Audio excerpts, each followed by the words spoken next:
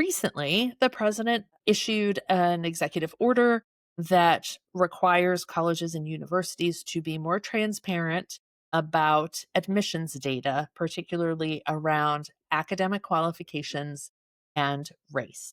So, in response to that executive order, the Secretary of Education directed the National Center for Education Statistics to collect, quote, universities' data on race discrimination in admissions.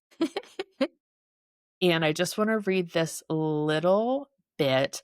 As part of their regular data reporting process, institutions of higher education will now have to report data disaggregated by race and sex relating to their applicant pool, admitted cohort, and enrolled cohort at the undergraduate level and for specific graduate and professional programs. This data will include quantitative measures of applicants and admitted students' academic achievements, such as standardized test scores, GPAs, and other applicant characteristics. And the Secretary has also directed NCES to develop a rigorous audit process to ensure the data being collected is accurate and reported consistently across institutions. So I flagged that same sentence.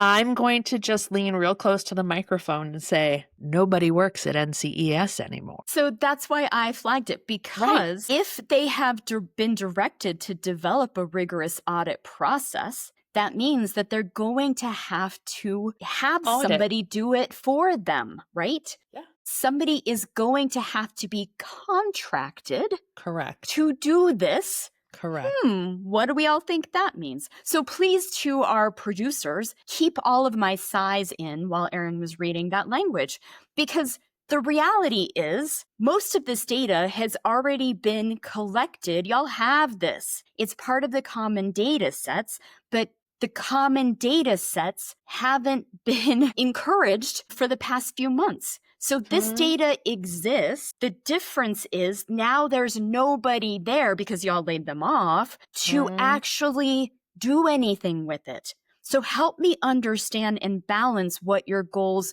really are, because you could have actually not just developed a rigorous audit process, but used the audit process that you already had. Because the data was being collected, it was accurate because people had to sign off on this, and it was being reported consistently across institutions. Yes. I'm unclear what we're trying to accomplish now, besides something that is performative. Right.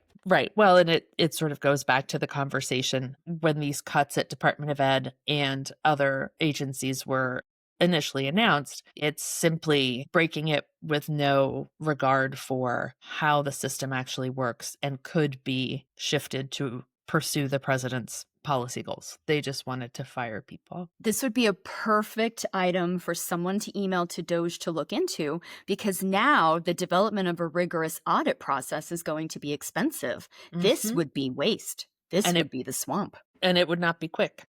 No. Putting together that system. Again, it exists. We don't need to develop anything. Y'all, it exists. Bring the people back. Yeah. Yep.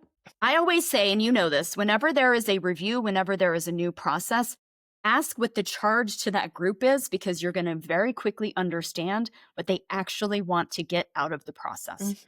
And we now understand. Yes.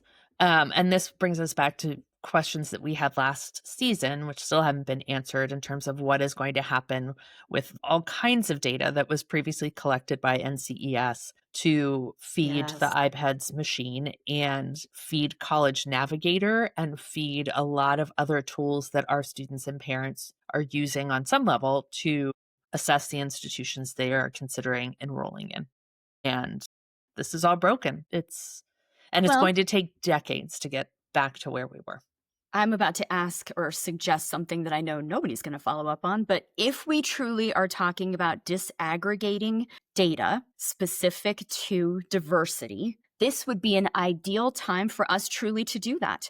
There are many groups that have been suggesting for years that we disaggregate this monolithic group that we call Hispanics, that we disaggregate this monolithic group that we call Asians, that we disaggregate this monolithic group that we call Blacks. If we were to do that, then we would really start to understand who is and isn't an underrepresented group in higher education. And there are a number of academics who say we really need to be thinking about diversity in very different ways. So yeah, let's go ahead and do that, Department of Education. Let's look at these numbers in very different ways. Let's look at the data. Let's disaggregate in ways that academics have been encouraging for years. Let's look at some of these numbers to see what we really have. I think there are a number of people who would support that. And do give us a call when that's ready. Yeah. Yeah. We'll be right here. Yeah. It's trusted voices at tvpcommunications.com.